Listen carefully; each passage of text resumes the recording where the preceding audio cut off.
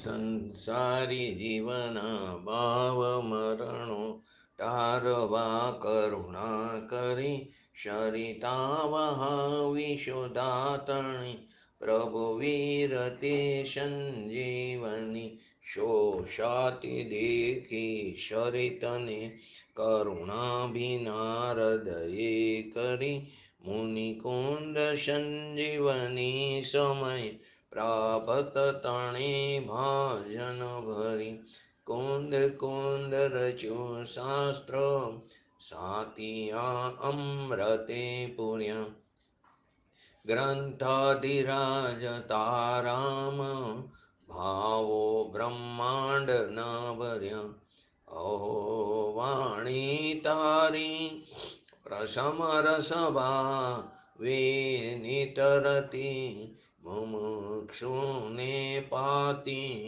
અમૃત રસ અંજલિ ભરી ભરી અનાદિની મૂર્છા વિષતણી ત્વરાથી ઉતરતી વિભાવેતી થંભી સ્વરૂપ ભણી દોડે પરિણતિ તું છે નિશ્ચય ગ્રંથ ભંગ સગરા વ્યવહારના ભેદવા તું પ્રજ્ઞા છીણી જ્ઞાનને ઉદયની સંધિ સૌ છેદવા સાથી સાધકનો તું ભાનુ જગનો સંદેશમાં વીરનો વિષામો ભવ ક્લાંતના હૃદયનો તું પંથ મુક્તિ તણો શોણે તને રસ નિબાંધ શિથિલતાય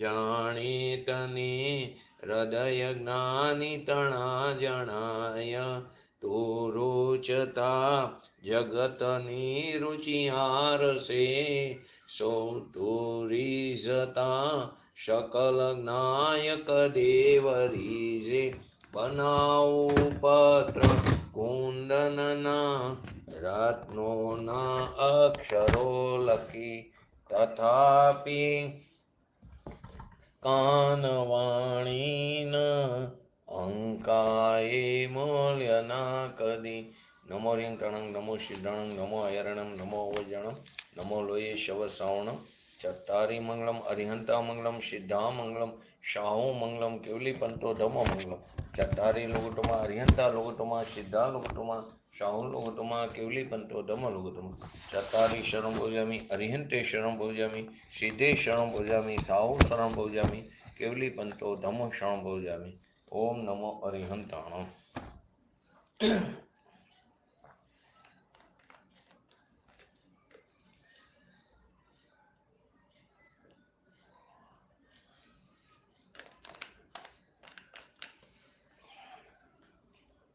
આપણે શ્રી સમયસાર શાસ્ત્ર ગ્રંથાધિરાજ એમાં જીવાજીવ અધિકાર પૂરો કરીને કર્તા કર્મ અધિકારની અંદર આપણે આવ્યા.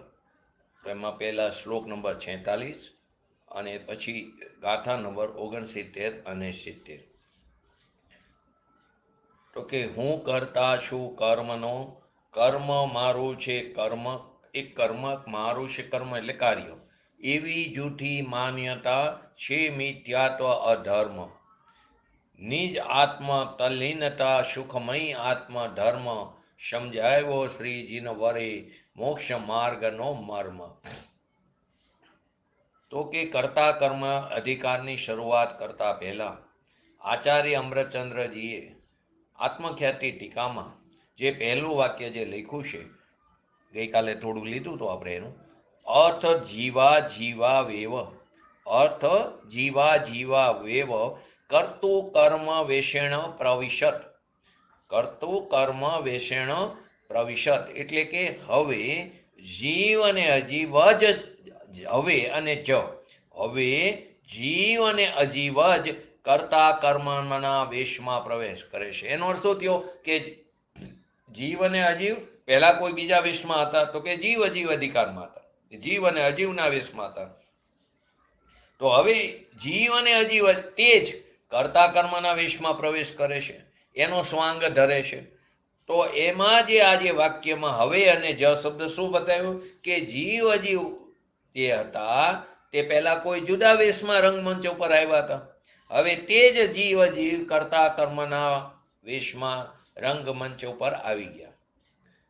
કર્તા કર્મ અધિકારની શરૂઆતમાં આ વાક્યની સંધિ જીવ અજીવ અધિકારના છેલ્લા વાક્યની સાથે બેસે છે. તેમાં શું કીધું હતું? ઇતિ જીવા જીવો પૃથક ભૂતવા નિષ્ક્રાંતો, એટલે કે આ રીતે જીવ અને અજીવ અલગ અલગ થઈને ભિન્ન ભિન્ન થઈને રંગભૂમિમાંથી બહાર નીકળી ગયા. જીવ અને અજીવ અલગ અલગ થઈને રંગભૂમિમાંથી બહાર નીકળી ગયા. અલગ અલગ થઈને એ વાક્ય સુસ્પષ્ટ કર્યું કે તેઓ બંને એક થઈને રંગમંચ ઉપર આવ્યા. અલગ અલગ થઈને બહાર નીકળે એનો શું થાય કે પહેલા એક હતા, એક થઈને રંગમંચ ઉપર આવ્યા હતા. એટલે જીવાજીવ અધિકારની શરૂઆતમાં ના વાક્ય ઉપરથી સ્પષ્ટ થાય છે કે અથ જીવા જેવી વિકે ભૂતો પ્રવિશત, જીવા જીવા વેવ કી ભૂતો પ્રવિશત, એટલે કે જીવ અને અજીવ તે રંગમંચ ઉપર એક થઈને પ્રવેશ કરે છે. આ જીવાજીવ અધિકારની શરૂઆતમાં આ વાક્ય કીધું હતું આચાર્ય દેવે. તો એનું તાત્પર્ય શું થયું કે જીવ અને અજીવ એક થઈને આવ્યા હતા, પરંતુ શું થયું કે કોઈ રંગમંચ ઉપર આવ્યા હોય તો કોઈ એને ઓળખી જાય કે આ તો ભાઈ ફલાણા ભાઈ છે, આ તો એને વેશ ધારણ કર્યો છે, તો એ તરત ત્યાંથી રંગમંચ છોડી દે. તેવી જ રીતે આ જીવ અને અજીવ એક થઈને આવ્યા હતા, પણ જ્ઞાનીઓ દ્વારા ઓળખાઈ જતા, જ્ઞાનીઓ દ્વારા એટલે કે ભેદ જ્ઞાનથી, એટલે કે વિવેચકોથી, એટલે કે જે વિવેકી જન છે તેના દ્વારા ઓળખાઈ જતા અલગ અલગ થઈને નીકળી ગયા. પરંતુ હવે એ જ જીવ અજીવ કર્તા કર્મનો વેશ લઈને અંદર પ્રવેશ કર્યો. જ્યારે જ્ઞાનીઓ દ્વારા આ વેશમાં પણ એમને ઓળખી લેવામાં આવશે ત્યારે તે આ વેશને પણ છોડીને નીકળી જશે. તો કર્તા કર્મ અધિકારના છેલ્લા વાક્યમાં એ સ્પષ્ટ કર્યું કે ઇતિ જીવા જીવો કર્તુ કર્મ વેશ વિમુક્તો નિષ્ક્રાંતો, એટલે કે આ રીતે જીવ અને અજીવ કર્તા કર્મનો વેશ છોડીને બહાર નીકળી ગયા. 4 વાક્ય આવ્યા. એક જીવાજીવ અધિકારની શરૂઆતનું વાક્ય, એક જીવાજીવ અધિકારની અંતમાં વાક્ય, એક કર્તા કર્મ અધિકારની શરૂઆતનું વાક્ય અને એક કર્તા કર્મ અધિકારનું છેલ્લું વાક્ય. તો કે એનું આપણે ગઈકાલ છેલ્લે એ લઈને પૂરું કર્યું હતું કે આ કથનનો નિષ્કર્ષ શું થયો કે જીવાજીવ અધિકારમાં ત્યાં એકત્વનો અને મમત્વનો નિષેધ કર્યો છે અને આ કર્તા કર્મ અધિકારમાં કર્તૃત્વ અને ભોક્તૃત્વનો નિષેધ કરવામાં આવ્યો છે. તો કે આચાર્ય અમરચંદ્રજીએ આ અધિકારની ટીકા લખવાની શરૂઆતમાં જ એક જ્ઞાન જ્યોતિનું સ્મરણ, એને નમસ્કાર કર્યા, જ્ઞાન જ્યોતિને. તો જે આ કર્તા કર્મ સંબંધી અજ્ઞાનનો અભાવ કરતી થકી એ પ્રગટ થાય છે. કર્તા કર્મ સંબંધી જે અજ્ઞાન છે એનો તે અભાવ કરે છે જ્ઞાન જ્યોતિ, એ અભાવ કરતી થકી પ્રગટ થાય છે. તો મંગલાચરણનો શ્લોક આપણે ગઈકાલે છેલ્લે લઈને પૂરું કર્યું હતું. તો કે શું હતું કે હું એક કરતા આત્મા ક્રોધાદિ સૌ મારા કર્મ છે, પ્રવૃત્તિ કરતા કર્મની અજ્ઞાનીઓ આવી કરે, પ્રવૃત્તિ કરતા કર્મની અજ્ઞાનીઓ આવી કરે, ક્ષમાવતી તેને બહુવિધ જ્ઞાન જ્યોતિ પાવની, અતિ ધીર પરમોદાત પ્રગટી સર્વલોક પ્રકાશતી.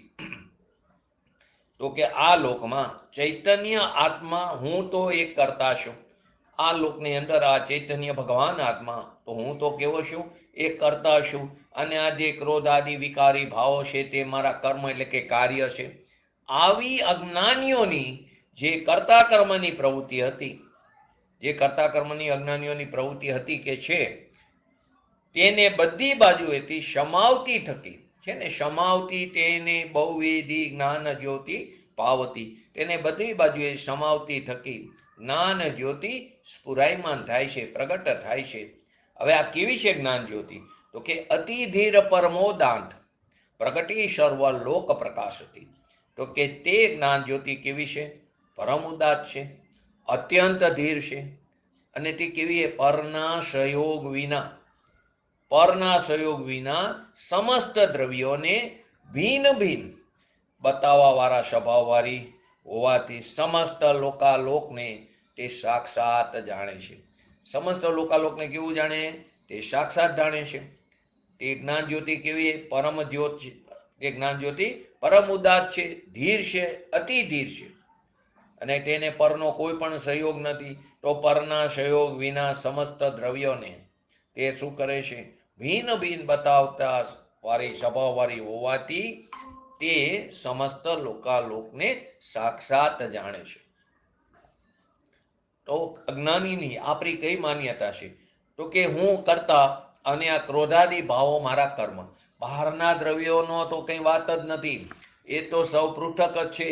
પરંતુ મારી પોતાની પર્યાયમાં ઉત્પન્ન થતા રાગદ્વેષાદી જે વિકારી ભાવો છે, વિભાવ ભાવ છે, એ મારા જે કર્મ છે, એ મારા કર્મ એટલે કે મારું કાર્ય છે.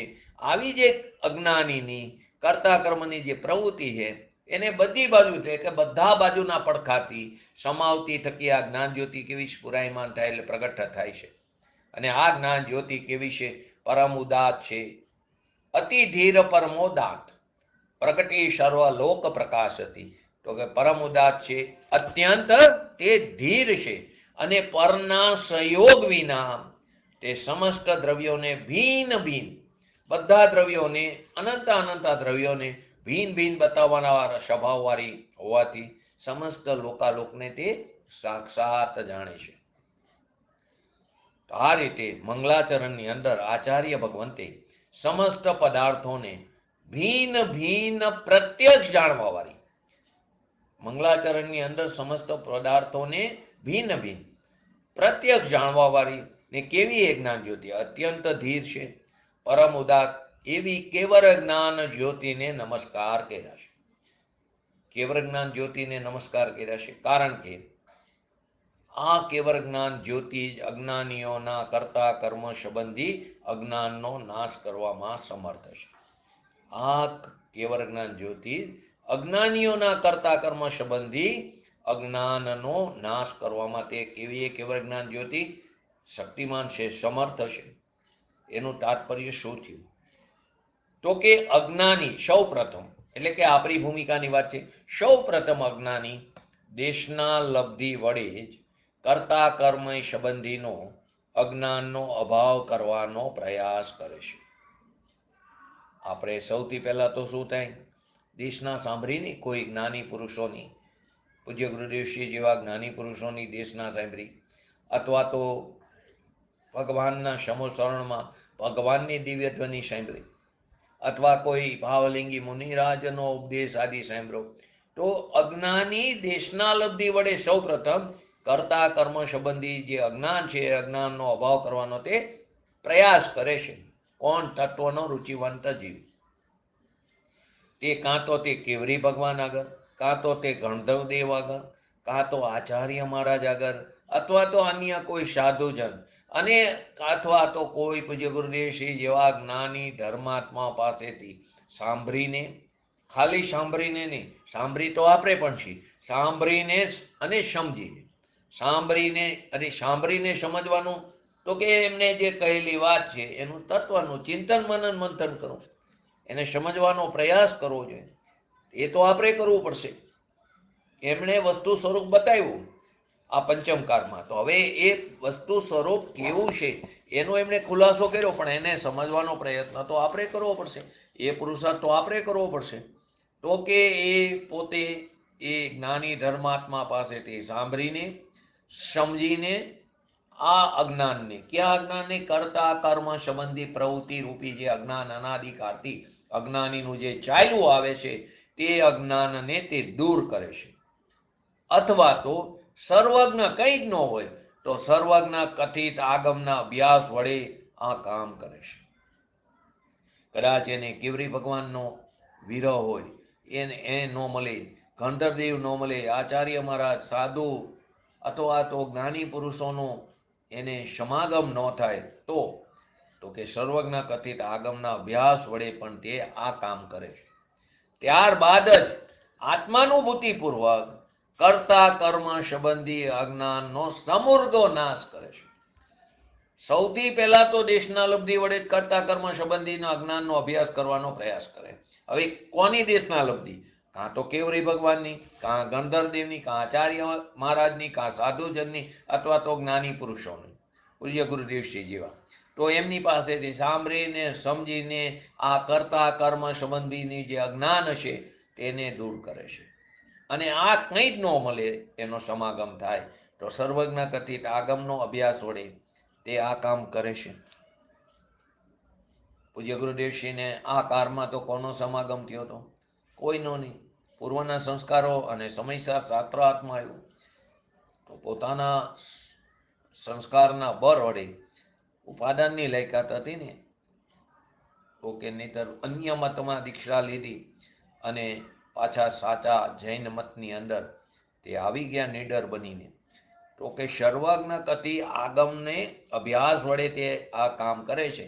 કેમ કે એને તત્વને પ્રાપ્ત કરવું છે ને એ જીવને આ રસ્તો મિલા વગર રહેતો નથી.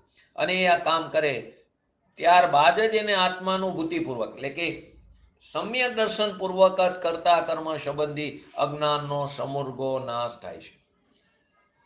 અહીં જ્ઞાન જ્યોતિ શબ્દના 3 અર્થ થઈ શકે. જ્ઞાન જ્યોતિ અર્થના 3 શબ્દના 3 અર્થ થઈ શકે. પહેલો અર્થ જ્ઞાન સ્વભાવિક જ્ઞાન જ્યોતિ એટલે જ્ઞાન સ્વભાવી ભગવાન આત્મા. બીજો અર્થ શું થશે? સમ્યક જ્ઞાન. અને ત્રીજો અર્થ કેવળ જ્ઞાન. 3 અર્થ થઈ શકે આમાં. દરેક અલગ અલગ અપેક્ષાથી એ વાત કરી. તો અહીં જ્ઞાન જ્યોતિ શબ્દના 3 અર્થ. તો પહેલું જ્ઞાન સ્વભાવી ભગવાન આત્મા, બીજો સમ્યક જ્ઞાન અને ત્રીજું કેવળ જ્ઞાન. તો આત્મજ્યોતિના એટલે કે જ્ઞાન જ્યોતિના જે વિશેષણ આની કરશની અંદર આપવામાં આવ્યા છે તેમાં જો આપણે એનું સંસ્કૃતમાં જુઓ તો એની અંદર નિરુપધિ પૃથક દ્રવ્ય નિર્ભાષી શું લખ્યું છે? નિરુપધિ પૃથક દ્રવ્ય નિર્ભાષી અને બીજો વિશ્વમ સાક્ષાત કુર્વન. શું લખ્યું છે? વિશ્વ સાક્ષાત કુર્વન. તો કે નિરુપધિ પૃથક દ્રવ્ય નિર્ભાષી અને વિશ્વ સાક્ષાત કુર્વન. આ બે વિશેષણ ના સંદર્ભમાં વિશેષ ધ્યાન દેવા યોગ્ય છે.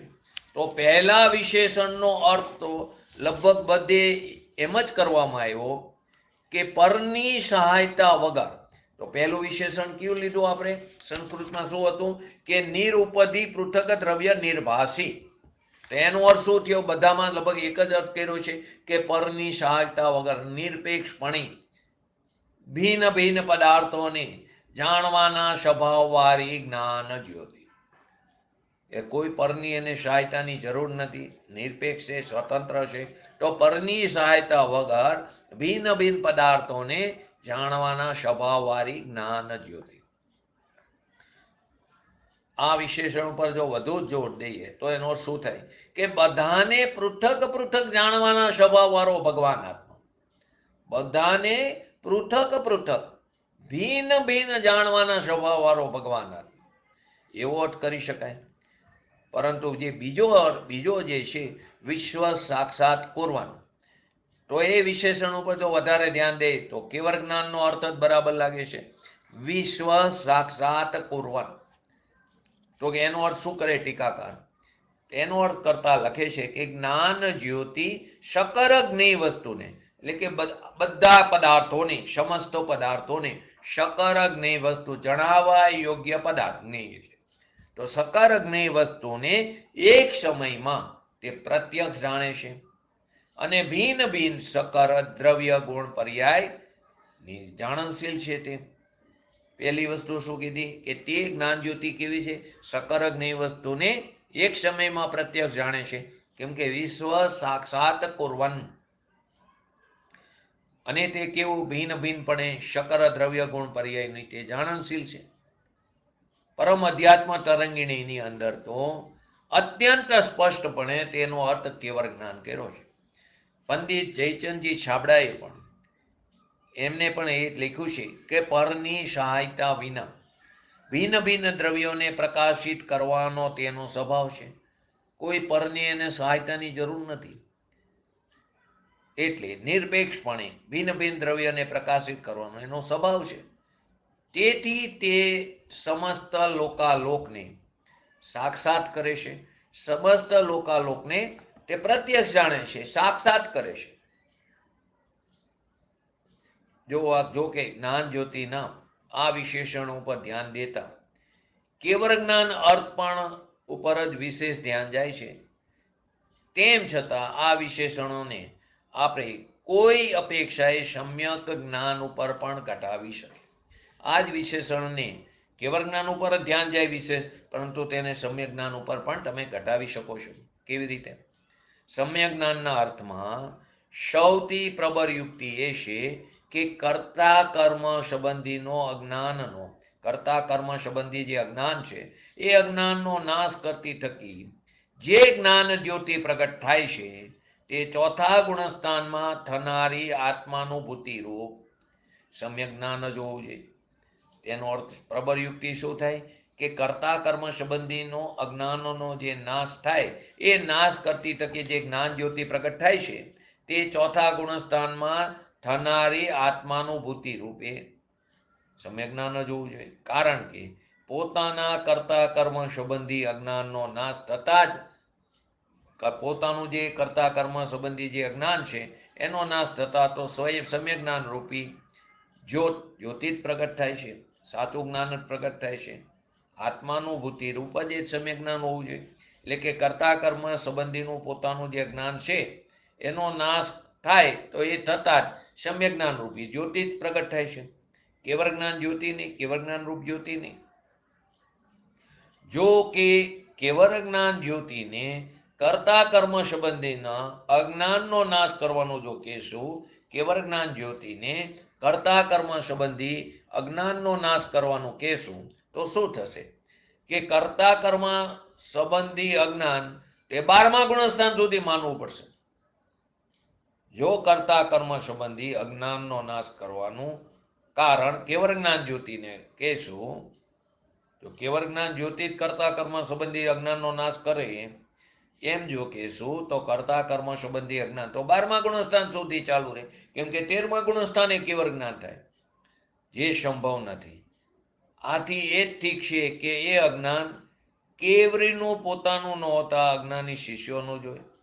આથી એ શું છે? આ જ્ઞાન કેવરીનું પોતાનું ન હોય, પરંતુ કોનું છે? અજ્ઞાની શિષ્યોનું છે, અપ્રતિબદ્ધ પંચમકારના શિષ્યોનું છે.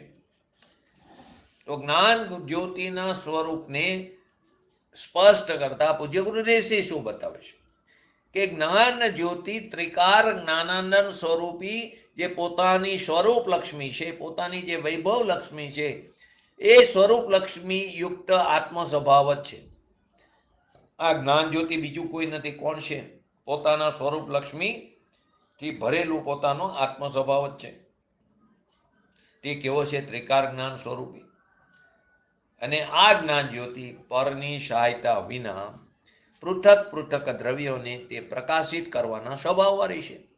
આ જ્ઞાન જ્યોતિ ભિન્ન ભિન્ન દ્રવ્યોને સમસ્ત જ્ઞેય પદાર્થને, સકલ જ્ઞેય પદાર્થને તે ભિન્ન ભિન્ન પ્રકાશિત કરવાના સ્વભાવવાળી છે. માટે એનું શું કહેવાય? સમસ્ત લોકાલોકને તે સાક્ષાત કરે છે અથવા તો પ્રત્યક્ષ જાણે છે. પોતાનો જે જ્ઞાતા સ્વભાવ છે એ જ્ઞાતા સ્વભાવના આશ્રયે, પોતાના સ્વભાવના આશ્રયે જ જ્ઞાન પર્યાય પ્રગટ થાય છે. એનો સ્વભાવ કેવો છે? તો કે પૃથક પૃથક દ્રવ્યોને સંપૂર્ણપણે પ્રકાશિત કરવાવાળો છે. જ્ઞાનનો સ્વભાવ સવિકલ્પ છે. જ્ઞાનનો સ્વભાવ સવિકલ્પ છે એટલે કે જગતની અંદર જેટલા પણ અનંત દ્રવ્ય ગુણ પર્યાય છે તે બધાને તે ભિન્ન ભિન્ન રૂપે જેવા છે તેવા જ જાણવાનો જ્ઞાનનો સ્વભાવ છે. જગતની અંદર તો અનંત દ્રવ્ય છે અને એક એક દ્રવ્યના અનંત ગુણ, એક એક ગુણની અનંતી પર્યાય, તો અનંત ગુણના અનંત દ્રવ્યના અનંત ગુણ એની અનંતી પર્યાય, તો એ બધાને તે ભિન્ન ભિન્ન રૂપે જેવા છે તેવા જ જાણવાનો સ્વભાવ છે જ્ઞાનનો. કોનો? જ્ઞાનનો. જે પરના સહાયતા વિના. તો આવો પોતાનો નિરપેક્ષ સ્વભાવ છે. તો કે કેવળ જ્ઞાનની પર્યાય હોય કે શ્રુત જ્ઞાનની પર્યાય હોય, બંને પર્યાયનો સ્વભાવ પોતપોતાની સીમામાં પરની સહાયતા વિના જ પૃથક પૃથક દ્રવ્યને પૃથક પૃથક ગુણ પર્યાયોને તે પ્રકાશિત કરવા વાળો છે. કોણ? કેવળ જ્ઞાનની પર્યાય હોય કે શ્રુત જ્ઞાનની પર્યાય હોય, બેયની વાત છે. તો બંને તો કેવો છે? એ પોતપોતાની સીમામાં, દરેકની સીમા છે એની પોતાની, તો પોતપોતાની સીમામાં પરની સહાયતા વિના જ પૃથક પૃથક દ્રવ્યો ગુણ પર્યાયોને પ્રકાશિત કરવાનો છે. તો અહીં તો એમ કે છે, અહીં શું કે છે વધારે? અપરિમિત સ્વભાવથી. સ્વભાવ કેવો છે? જેની કોઈ મર્યાદા નથી, અપરિમિત છે, અમર્યાદિત છે. તો અપરિમિત સ્વભાવથી ભરેલી શુદ્ધ ચૈતન્ય પ્રકાશમય જે પોતાનો અલૌકિક જે પદાર્થ છે, વસ્તુ જે છે, એ વસ્તુ આત્મા તરફ ધરતા, પ્રકાશમય વસ્તુ આત્મા તરફ ધરતા જ્ઞાનમાં એવું સામર્થ્ય પ્રગટ થઈ જાય છે કે જે શક્તિ રૂપે તો હતું પણ પર્યાયમાં વ્યક્ત થયું. તો એવું સામર્થ્ય પ્રગટ થઈ જાય છે કે તે સ્વદ્રવ્યને જાણવાની સાથે જ પોતાના દ્રવ્યને તો જાણે છે, તો એને જાણવાની સાથે સમસ્ત લોકાલોકને પણ જાણવા લાગે છે. સ્વપ્રકાશન વિભાગની અંદર આપણે આ વિશેષ ચર્ચા બહુ કરી હતી કે તે સ્વદ્રવ્યને જાણવાની સાથે સ્વ ને સ્વ પર તે એક વચન છે, બહુવચન નથી. તો સ્વદ્રવ્યને જાણવાની સાથે જ સમસ્ત લોકાલોકને પણ તે જાણવા લાગે છે. જ્ઞાનની પર્યાયનો આવો સ્વ પર પ્રકાશક સ્વભાવ તે પોતાથી છે, પરની સહાયતા વિનાનો છે. તો જ્ઞાન સ્વભાવી આત્માનો એવો સ્વભાવ છે, જ્ઞાન સ્વભાવી જે પોતાનો ભગવાન આત્મા છે એનો કેવો સ્વભાવ છે? તો કે એનો એવો સ્વભાવ છે તે પરમાં કાંઈ કરતો નથી, કાંઈ કરતો નથી, કરી શકતો જ નથી. તે પરમાં કાંઈ કરતો નથી અને જાણે છે બધાને, જાણે બધાને, જાણવા જતો નથી, જણાઈ જાય છે. પ્રકાશન એટલે અવભાષણ. તો ખરેખર તે પોતાના સ્વચતુષ્યમાં રહીને પોતાને આત્માને જાણતા સર્વ જણાઈ જાય છે, એકને જાણતા સર્વ જણાય. તો પરમાં કાંઈ કરતો નથી, જાણે બધાને છે. જીવાજીવ અધિકારના મંગલાચરણની અંદર આ જ જ્ઞાન જ્યોતિને ધીર કીધી હતી અને ઉદાત કીધી હતી, અને અહીં શું કીધું? અત્યંત ધીર અને પરમ ઉદાત કીધી. તો કે જીવાજીવ અધિકાર હોવાથી ત્યાં જીવ અને અજીવમાં જે એકત્વ હતો જીવને અનાદિકાળથી, એ એકત્વ સંબંધી અજ્ઞાનનો નાશ કરવા વાળી, અહીંયા એકત્વ હતું જે અનાદિકાળથી જીવ અને અજીવ નું જીવને અજ્ઞાન દશામાં એકત્વ સંબંધી જે અજ્ઞાનનો નાશ કરવા વાળી જ્ઞાન જ્યોતિનું સ્મરણ કરવામાં આવ્યું હતું, એટલે કે એને નમસ્કાર કરવામાં આવ્યા હતા. નહીં, કરતા કર્મ અધિકાર હોવાથી જીવ અને અજીવના પરસ્પર કરતા કર્મ સંબંધી જે ભાવ છે, એ સંબંધીનું જે અજ્ઞાન છે, તે અજ્ઞાનનો નાશ કરવાવાળી જ્ઞાન જ્યોતિને યાદ કરવામાં આવી છે, અથવા તો તેનું સ્મરણ કરવામાં આવ્યું છે. એકત્વ અને મમત્વ સંબંધી અજ્ઞાન કરતા, ખરેખર જુઓ, એકત્વ અને મમત્વ જે સંબંધી જે અજ્ઞાન છે એના કરતા કર્તૃત્વ અને ભોક્તૃત્વ સંબંધીનું અજ્ઞાનનું મૂળ ખૂબ જ ઊંડું છે. એને તોડવા માટે પુરુષાર્થ પણ વધારે જોશે. હું કરું આવે છે ને, તો સૌથી વધુ તો કર્તૃત્વ પણ છે. તો એકત્વ અને મમત્વ સંબંધીનું અજ્ઞાન કરતા તો કર્તૃત્વ અને ભોક્તૃત્વ સંબંધીનું અજ્ઞાનનું મૂળ ઘણું ઊંડું છે. તેથી તેના નાશ માટે શું કીધું? અત્યંત ધીરતા. ઓલામાં ખાલી ધીર કીધું, અત્યંત ધીર કીધું, અતિ ધીર. અને અહીંયા ઉદાત કીધું, આ પરમ ઉદાત વાળાની આવશ્યકતા છે, પરમ ઉદાતતાની આવશ્યકતા છે. તો એનો અર્થ શું થાય? એનો અર્થ એમ થાય, પંડિત જયચંદજી છાબડાએ બતાવ્યું કે પરમ ઉદાતનો અર્થ કોઈને આધીન નથી. પરમોદાતનો અર્થ શું થાય? કોઈને આધીન નથી, એને કોઈની જરૂર નથી, અસહાય છે, કોઈની પણ સહાય વગર, એટલે કે કોઈને આધીન નથી, સ્વતંત્ર છે. અને અત્યંત ધીરનો અર્થ કોઈ પણ પ્રકારે આકુરતા રૂપ નથી. કોઈને આધીન નથી અને કોઈ પણ પ્રકારે આકુરતા રૂપ નથી, એમ અહીંયા પંડિત જયચંદજી છાબડાએ કર્યો છે. અને પંડિત બનારસી દાસજીએ આનો છંદ જે બતાવ્યો એ છંદનો ભાવ પણ સમજવા જેવો છે. તો કે પ્રથમ અજ્ઞાની જીવ કહે મેં સદીવ એક, दूसरो न और मैं ही करता कर्म को, अंतर विवेक आयो आपा पर भेद पायो, भयो बोध गयो मीटी भारत भर्म को, भाषे छो द्रव्य को गुण पर्याय शब, नासे दुख लख्यो मुख पुरन परम को, कर्म को करतार मान्यो पुद्गल पीन, आप करतार भयो आत्म धर्म को.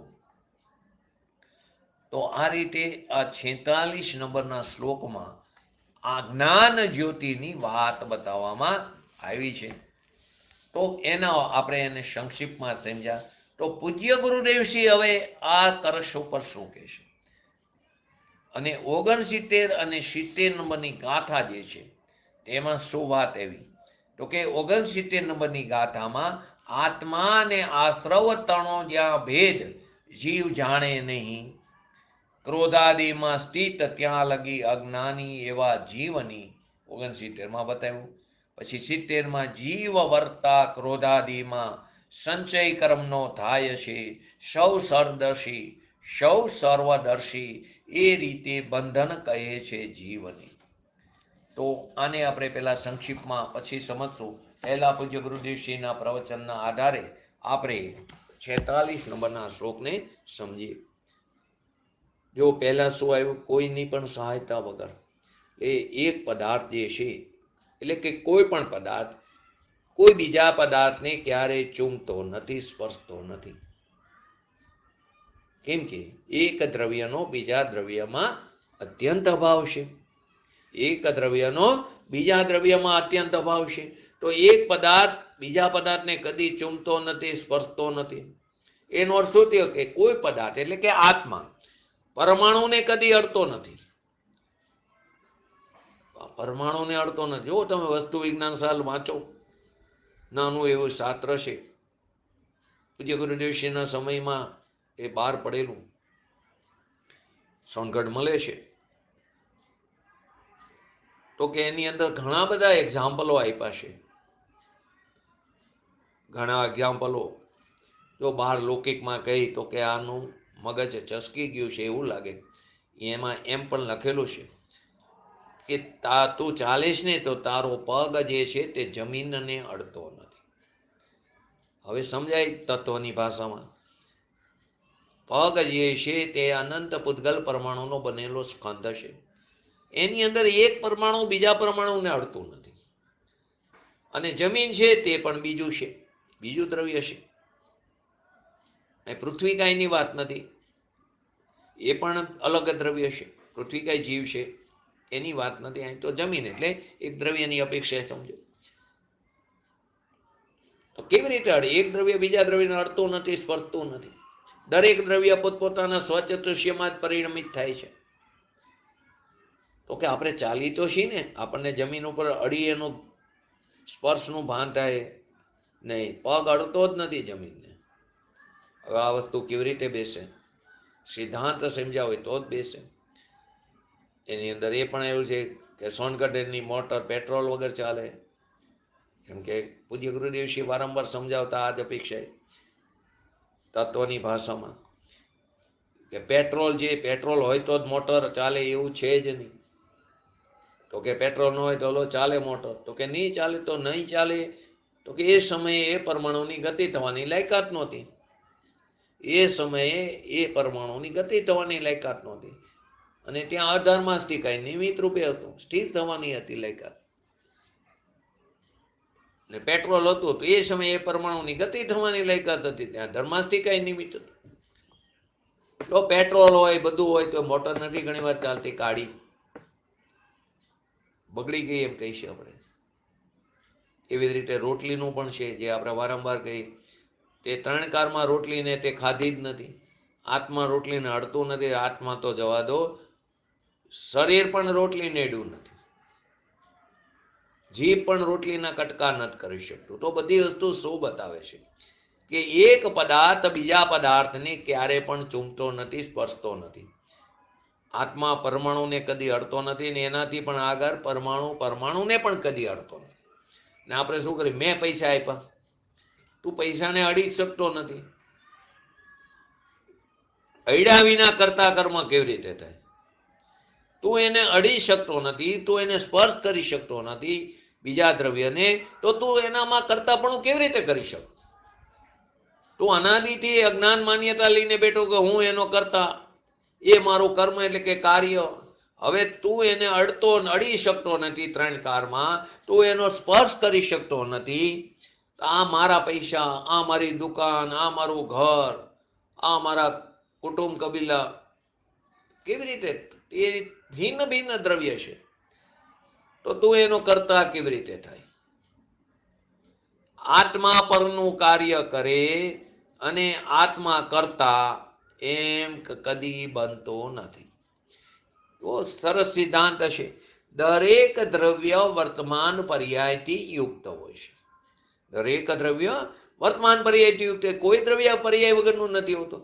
તો તમે એની પર્યાયમાં એટલે કે કાર્ય કરવા જાઓ, એટલે કે એની પર્યાયને કરવા જાઓ, તો એની પર્યાય તો એ સમય ઉત્પન્ન થવાની છે. તમારી પર્યાય એની પર્યાયનો કરતા પણ એ અને તું પણ એની પર્યાયનો, તો એક કાર્યનો બે ધણી કેવી રીતે હોઈ શકે? એમ ક્યારે બનતું નથી. એટલે કે સિદ્ધાંત શું છે? જ્યાં કરતા ત્યાં જ કર્મ, ત્યાં જ કાર્ય. કરતા ક્યાંક બીજે અને કાર્ય બીજે એમ બનતું નથી. પૂજ્ય ગુરુદેવ શ્રી કરતા અને કાર્ય મારામાં થાય એમ ત્રણ કારમાં બનતું નથી.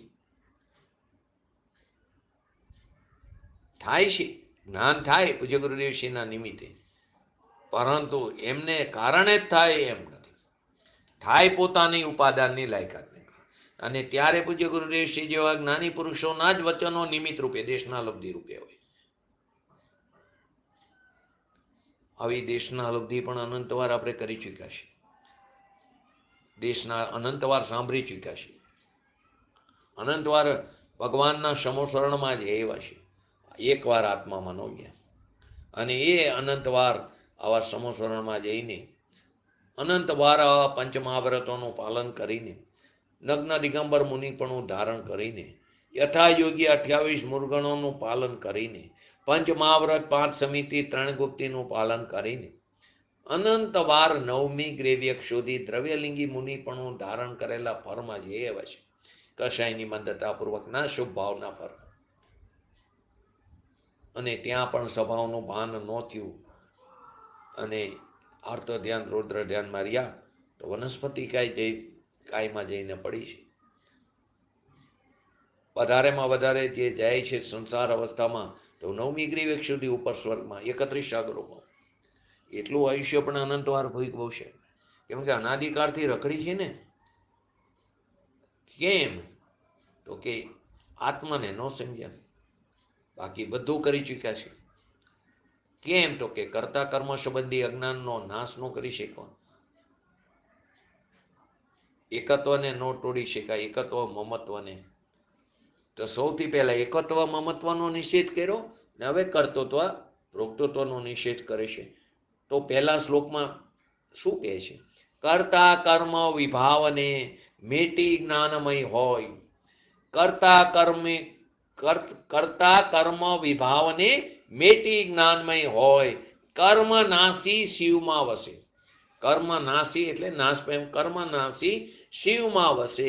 નમો તે મદક હોય, હું તેને નમસ્કાર, નમો તે મદક હોય. કરતા કર્મ વિભાવની વાત છે, પરના કરતાની તો વાત નથી, પણ અંદરની વાત છે કે પોતાની પર્યાયમાં જે વિભાવ ભાવ થાય છે એની વાત લેવાની છે. એ જે ભગવાન આત્મા કેવો છે? નાના સ્વભાવ રૂપે એક રૂપ છે, તે જ યથાર્થમાં આત્મા છે. કેવો છે? જ્ઞાનાનંદ સ્વભાવ રૂપ છે આત્મા. તો તે આત્મા પુણ્ય પાપના વિકારી પરિણામને કરે એ આત્મા પુણ્ય પાપ રૂપી વિકારી પરિણામને કરે અને તે વિકારી પરિણામ જીવનું કાર્ય છે એવું અજ્ઞાન દશામાં અનાદિકાળથી તે માન્યું છે. આત્મા પુણ્ય પાપના વિકારી પરિણામને કરે. આત્મા કરતા ને પુણ્ય પાપના વિકારી પરિણામ. બહારના કર્તાની વાત તો છોડી દીધી, પરંતુ તારામાં ઉત્પન્ન થતા પુણ્ય પાપ રૂપી શુભાશુભ ભાવ, તો કે પુણ્ય પાપના વિકારી પરિણામને આત્મા કરે અને તે વિકારી પરિણામ જીવનું કાર્ય છે એવું અજ્ઞાન દશામાં માન્યું છે. એટલે કે પરનો કરતા તો છે જ નહીં. કેમ કે દરેક પદાર્થ પોતાના રૂપમાં બિરાજમાન છે, પોતાના સ્વચતુષ્યમાં બિરાજમાન છે. પરનો કરતા તો છે નહીં, કેમ કે દરેક પદાર્થ પોતાના સ્વરૂપમાં બિરાજમાન છે અને દરેક પદાર્થ પોતાની પર્યાયને કરે છે. દરેક પદાર્થ પોતાની પર્યાયને કરે છે. અહીં બીજું દ્રવ્ય એ પર્યાયને કરતું નથી ને, એ સમજાવવા માટે આ વાક્ય બોલવામાં આવ્યું. દરેક પદાર્થ પોતાની ખરેખર તો પર્યાયની સ્વતંત્રતાની પરાકાષ્ઠાની વાત આવે તો કે જે પર્યાય ઉત્પન્ન થાય એ પર્યાયનો કરતા તે જ પર્યાય છે. પોતાના ષષ્ટકારકોને કારણે થાય. પૂર્વ પર્યાયની પણ એને અપેક્ષા નથી. પૂર્વ પર્યાયનો વ્યય પણ કારણ નથી. મિથ્યાત્વનો વ્યય થયો અને સમ્યક દર્શનની પર્યાય ઉત્પન્ન થઈ તો સમ્યક દર્શનની પર્યાય જે ઉત્પન્ન થઈ એનો કરતા મિથ્યાત્વની પર્યાયનો વ્યય નથી. એ સમ્યક્ત્વની પર્યાય જે ઉત્પન્ન થઈ એ પર્યાય તે સમયની વર્તમાન પર્યાયની યોગ્યતા અને તે પર્યાયના પોતાના ષષ્ટકારકોને કારણે પોતાના કરતા કર્મ કરણ સંબંધ કરતા કર્મ કરણ અધિકરણ આદિ સંપ્રદાન અપાદાન આદિ કરતા કર્મ કરણ સંપ્રદાન અપાદાન અને અધિકરણ આ 6 કારકોને કારણે તે ઉત્પન્ન થાય. એને કોઈ પરની અપેક્ષા નથી, પરની સહાયતા વિના.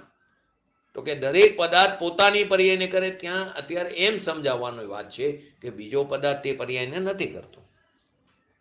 પોતાની પર્યાયને કરે તો બીજો તેની પર્યાયને કરે એમ ક્યાંથી બને? એક ચીજના બે ધણી ન હોઈ શકે, એક ચીજના બે માલિક ન હોઈ શકે. પ્રત્યેક પદાર્થ પોતાની પર્યાયને કરે તો તે પદાર્થનો માલિક, પર્યાયનો માલિક તો એ પદાર્થ છે. પ્રત્યેક પદાર્થ પોતાની પર્યાયને કરે તો એનો માલિક કોણ થયો? તે દ્રવ્ય થયું. તો તે પર્યાયને બીજો પદાર્થ જો કરે તો એક પર્યાયના બે માલિક થઈ ગયા, બે ધણી થઈ ગયા. તો એમ ક્યારેય બનતું નથી. માટે અહીં કોની વાત છે? આત્મા અને વિભાવ એ બે વચ્ચેની વાત છે. આત્મા કર્તા અને કર્મ વિભાવ. કાર્ય કોણ? વિભાવ. અહીં કર્મ એટલે ઓલા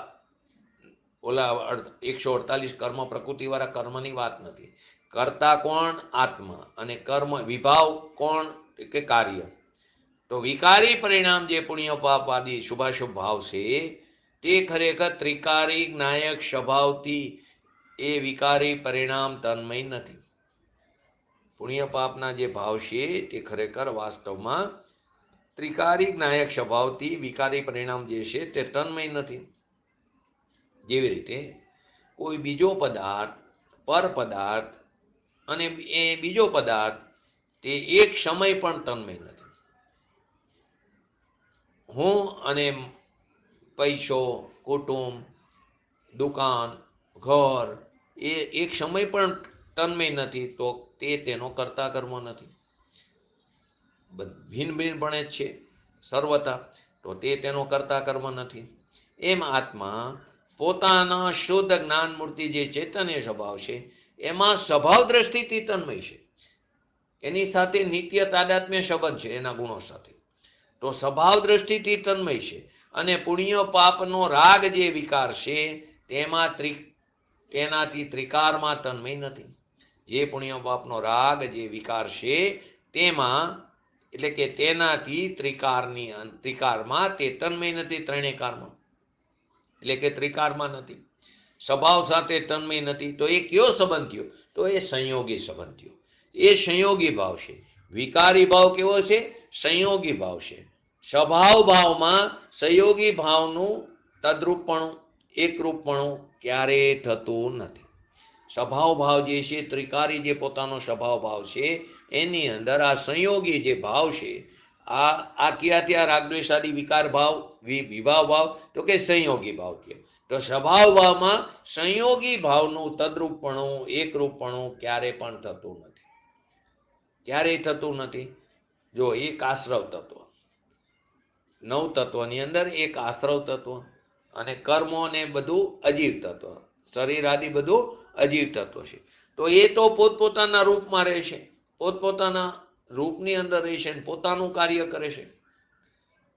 આશ્રવ તત્વ જે છે એટલે કે શુભાશુભ ભાવ, એ પણ જ્ઞાયક તત્વથી, જીવ તત્વથી કેવું છે? ભિન્ન છે. એટલે કે જ્ઞાયક તત્વ જે ભગવાન આત્મા વિકાર પરિણામનો કરતા થાય અને વિકાર એનું કાર્ય થાય, તો એ તારો અજ્ઞાન ભાવ છે. જે જ્ઞાયક તત્વ છે તે વિકાર પરિણામનો કરતા થાય ને વિકાર એનું કાર્ય થાય જો હોય તો એ તારો અજ્ઞાન ભાવ છે. તને તારા સ્વભાવનું ભાન નથી. હજી તો આપણે બહારના કરતાની માંડી રહ્યા છીએ. અહીં તો કે તારી પોતાની પર્યાયમાં ઉત્પન્ન થતા શુભાશુભ ભાવનો પણ તું કરતા નથી. એનાથી પણ જો આગળ જાઓ તો નિયમસાર મેં એમ કહે છે, તારી પોતાની જે નિર્મળ પર્યાય છે એનો પણ તું કરતા નથી. એનાથી પણ જ્યારે પર્યાયની સ્વતંત્રતાની, પરાકાષ્ઠાની વાત આવે કે દરેક પર્યાયનો કરતા એ પર્યાય પોતે છે. તો અહીં આપણે બહારના કરતા માનીને બેઠા છીએ. અને પાછું શું આવે? પરદ્રવ્યનો કરતા ન માને તો તે દિગંબર જૈન નહીં. પૂજ્ય ગુરુદેવશ્રીના સમયમાં આ વાત બહુ હતી. તે પરદ્રવ્યનો કરતા ન માને તો એ સાચો દિગંબર નહીં. તો કે બંને બે પદાર્થ જે છે તે ભિન્ન ભિન્ન છે. તે ભિન્ન ભિન્ન પદાર્થ ભિન્ન પદાર્થનું કાર્ય કરે, એમ 3 કારમાં બનતું નથી. 2 પદાર્થ લો, કોઈ પણ જીવ અને પૂતગલ લીધા, તો એ ભિન્ન પદાર્થ ભિન્ન પદાર્થનું કાર્ય કરે. ભિન્ન જીવ ભિન્ન પદાર્થ છે અને તે પૂતગલ છે તે બીજો ભિન્ન પદાર્થ છે. તો ભિન્ન પદાર્થ ભિન્ન પદાર્થનું કાર્ય કરે, એમ 3 કારમાં બનતું નથી. કેમ કે કોઈ પણ પદાર્થ વર્તમાનમાં નિકમ્મા નથી. કોઈ પણ પદાર્થ વર્તમાનમાં નકામો નથી. એટલે કે પોતાની પર્યાયનું કાર્ય, એટલે કે કાર્ય કર્યા વિનાનો કોઈ પદાર્થ રહેતો નથી. પોતાની જે પર્યાય છે એનું કાર્ય કર્યા વિનાનો કોઈ પદાર્થ નથી. દરેક દ્રવ્ય વર્તમાન પર્યાયથી યુક્ત હોય છે, એટલે કે નકામું નથી, નિકમ્મા નથી. તો બીજો પદાર્થ તેનું કાર્ય કરે, એમ 3 કારમાં કદી બનતું નથી. આ તો પરની વાત, આ તો પર સાથેની ચર્ચા થઈ. પરંતુ અહીં તો બીજી વાત છે. આ તો સાવ પરદ્રવ્યની વાત છે. તો કે અહીં તો કેવી વાત છે કે પોતાનો જે જ્ઞાયક સ્વભાવ છે, જેની દ્રષ્ટિ, એટલે કે જેની પર્યાય, એટલે કે દ્રષ્ટિ પર્યાય રાગ અને વિકાર ઉપર છે, તે પર્યાય બુદ્ધિવાળો વિકાર મારું કાર્ય અને હું તેનો કરતા, એમ અજ્ઞાન ભાવથી જેને માની રાખ્યું છે અનાદિકાળથી. શું કીધું? કે પોતાનો જ્ઞાયક સ્વભાવ જે છે ભગવાન આત્મા, જેની દ્રષ્ટિ, જે પર્યાય દ્રષ્ટિની બુદ્ધિવાળો છે, કે જેની દ્રષ્ટિ પર્યાય રાગ અને વિકાર ઉપર છે, પરલક્ષ ઉપર છે. ઓલા પરની વાત નથી. રાગ ને વિકાર એટલે કે શુભાશુભ ભાવ ઉપર છે. તે પર્યાય બુદ્ધિવાળો વિકાર મારું કાર્ય અને હું તેનો કરતા, એમ અજ્ઞાન ભાવથી જેને માની રાખ્યું છે એની અહીંયા વાત છે. પરંતુ જેની દ્રષ્ટિ પોતાના સ્વભાવ ઉપર છે, કે ચૈતન્ય સ્વભાવ હું છું, એમ જેની દ્રષ્ટિ છે, ત્યાં વિકાર પરિણામ મારું કાર્ય અને હું તેનો કરનારો, એમ એમાં રહેતું નથી. એમ તેમાં રહેતું નથી. વિકાર પરિણામ મારું કાર્ય અને હું તેનો કરનારો, એમ એને રહેતું નથી. તો કર્તા કર્મ વિભાવને, એટલે કે કર્તા આત્મા અને કર્મ વિકારી, એમ મેટી જ્ઞાનમય હોય. એટલે કે હું તો કેવો છું? ચૈતન્ય ભગવાન આત્મા, જાણનાર દેખનાર છું. જાણનાર દેખનાર વિકારનો કરતા અને વિકાર કાર્ય એમ હોય નહીં. જે જાણનાર દેખનાર છે તે વિકારનો કરતા અને વિકાર તેનું કાર્ય એમ કદી હોય નહીં. એટલે કર્મ નાશી શિવમાં વસે, એટલે કે કર્મનો નાશ પણ થાય અને મોક્ષમાં વસે. કર્મ નાશી શિવમાં વસે, તો એના કર્મનો નાશ પણ થાય છે અને મોક્ષમાં વસે. નમું તે મદ ખોય, તેને હું નિર્માણપણે નમસ્કાર કરું છું. એમ જયચંદજી પંડિતજીએ ચાલતી ભાષામાં એમને બતાવીને એમને નમસ્કાર કર્યા છે. તો પ્રથમ ટીકાકારે શું કીધું કે હવે જીવ અને અજીવ જ એ કર્તા કર્મના વેશે પ્રવેશ કરે છે. જેમ નાટકની અંદર આવે રંગભૂમિમાં પ્રવેશ કરે, જેવી રીતે બે પુરુષો માએ માએ કોઈ એક શ્વાંગ કરી નૃત્યના અખાડામાં પ્રવેશ કરે, તેમ જીવ અને અજીવ બંને એક કર્તા કર્મનો સ્વાંગ કરીને પ્રવેશ કરે છે. ટીકાકારે આ રીતે બતાવ્યું. અજીવ લીધું તો કે એ અજીવ છે ને, અહીં તો અંદર કર્મ લીધું છે ને, તો કે તે શ્વાંગને જ્ઞાન યથાર્થ જાણી લેશે. તે જ્ઞાન મહિમાનું કાવ્ય કીધું છે. શું કીધું? એક કર્તા ચિદહમીય મે કર્મ કોપાદયોમી, એક કર્તા ચિદમીય મે કર્મ કોપાદયોમી ઇત્યા જ્ઞાના સમય દભિત કરતો કર્મ પ્રવૃત્તિમ. પછી આગળ કે જ્ઞાન જ્યોતિ સ્ફુરતિ પરમોદાત મત્યંત ધીર સાક્ષાત પૂર્વમ નિરુપધિ પૃથક દ્રવ્ય નિર્ભાષી વિશ્વમ. શું કીધું? જ્ઞાન જ્યોતિ સ્ફુરતિ પરમોદાત મત્યંત ધીરમ સાક્ષાત પૂર્વમ નિરુપધિ પૃથક દ્રવ્ય નિર્ભાષી વિશ્વમ.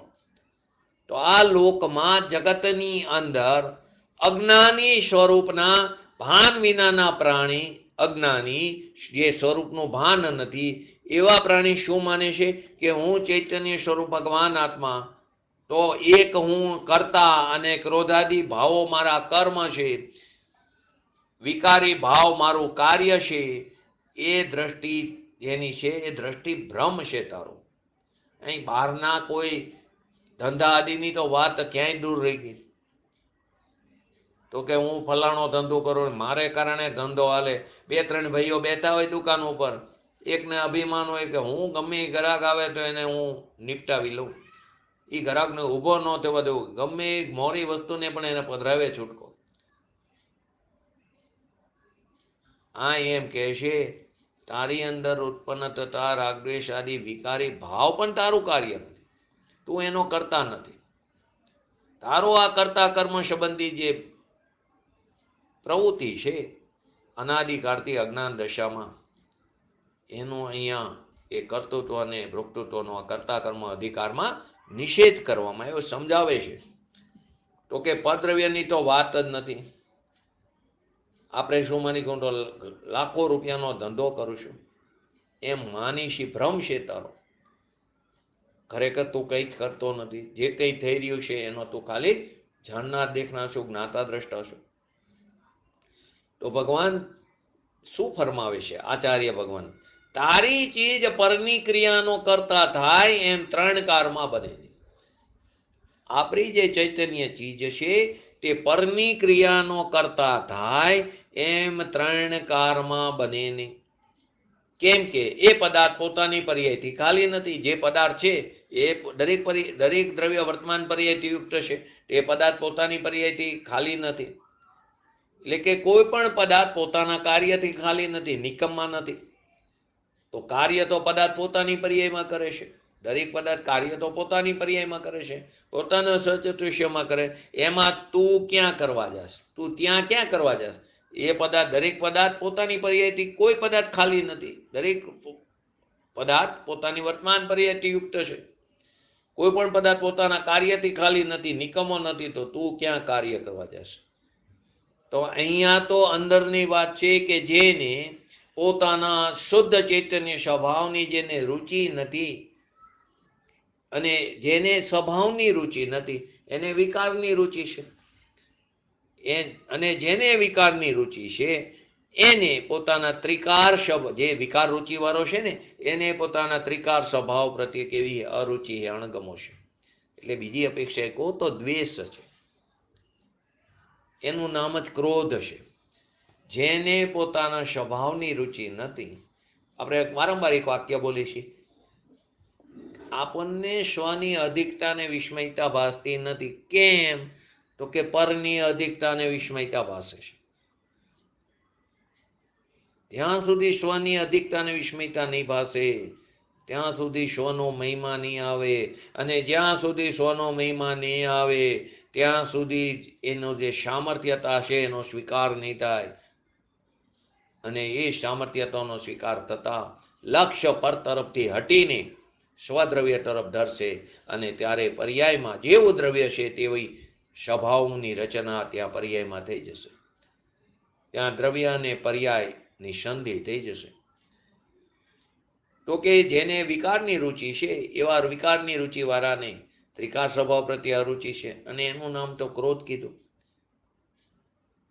ભગવાન આત્મા જે ચૈતન્યનું નૂર છે એવા ચૈતન્યની શક્તિવંત જે તત્વ છે એ વિકારનો કરતા નથી. પુણ્ય પાપ દયા દાનના ભાવનો તે કરતા નથી. ને આપણે શું કહી પરની દયા પારે એને ધર્મ કીધું. તો કે થઈ ગયો ધર્મની વાત નહીં, તું મૂઢ થઈ ગયો છે. પરની દયા ત્રણ કારમાં કોઈ પારી શકતું નથી. કેમ કે એની પર્યાય એના અધિકારમાં છે. પરની દયા તું કેવી રીતે પાર? એની દયા એના અધિકારમાં, એના સ્વચતુષ્યમાં છે. જીવ અને શરીરનું સંયોગ રૂપે રહેવું કે વિયોગ થઈ જવો, જીવ અને શરીરનું સંયોગ રૂપે રહેવું કે અથવા એનો વિયોગ થઈ જવો એ એની પર્યાયનું કાર્ય છે. બીજા એના સંયોગને વિયોગ કરી દે અને વિયોગને સંયોગ કરી દે એમ ત્રણ કારમાં બને નહીં. આ રીતે આવી આપણા લાઈફમાં પણ આવી કેટલી વૈરાગ્ય ઘટના આવે છે આપણા કુટુંબીજનોની. તો આ વસ્તુને સમજી તો ત્યાં આર્ત ધ્યાન રુદ્ર ધ્યાનથી બચશું. જેટલા અંશે સમજાણું સમજશું આપણે પૂજ્ય ગુરુદેવશ્રી જેવા જ્ઞાની પુરુષોની, એટલા અંશે આપણે તેમાં જોડાતા અટકશું. એ જ સ્વાધ્યાયનો મહિમા છે. જો સ્વાધ્યાય હશે તો ત્યાં જોડાતા અટકશું, અથવા તો જોડાઈ ગયા હશું તો પાછા વળી જશું. માટે સતત તત્વનો અભ્યાસ રાખવો, સતત ભેદ જ્ઞાનની ભાવના ભાવી, અને તે ભાવના ત્યાં સુધી ભાવી, નિરંતર ભાવના ભાવી. કેમ કે એકવાર વેદ જ્ઞાનનો પ્રયોગ હઠપૂર્વક પણ જો કર્યો પછી સહજપૂર્વક થઈ જશે. અત્યારે ભૂમિકા અનુસાર હઠપૂર્વક મારે આ વેદ જ્ઞાન કરવું પછી એ વિકલ્પને પણ છોડવાનો છે. તો આપણે આપણા ભગવાન આત્માના આશ્રય આપણે પણ શીઘ્ર ને શીઘ્ર એવી વિતરાગતાને પ્રાપ્ત કરી એવી પરમ વિરલ ભાવના સાથે આજનો વ્યક્ત તો પૂરું કરું. જય જીનેન્દ્ર. બોલો જીનવાણી સ્તુતિ.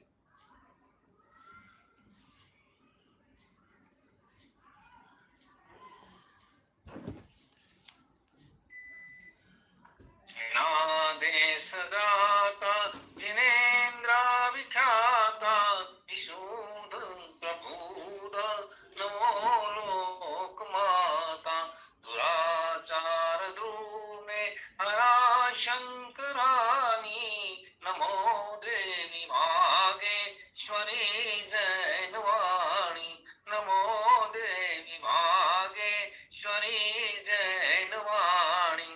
નમો રિંગ ટણંગ નમો સિદ્ધણંગ નમો હિરણ્યમ નમો વજણમ નમો લોય સવ સવર્ણમ ચતારી મંગલમ અરિહંતા મંગલમ સિદ્ધા મંગલમ શાહો મંગલમ કેવલી પંતો ધમો મંગલમ ચતારી લઘુત્તમા અરિહંતા લઘુત્તમા સિદ્ધા લઘુત્તમા શાહુ લઘુત્તમા કેવલી પંતો ધમ લઘુત્તમા ચતારી શરણ ભોજામી અરિહંતે શરણ ભોજામી સિદ્ધે શરણ ભોજામી શાહુ શરણ ભોજામી કેવલી પંતો ધમો શરણ ભોજામી.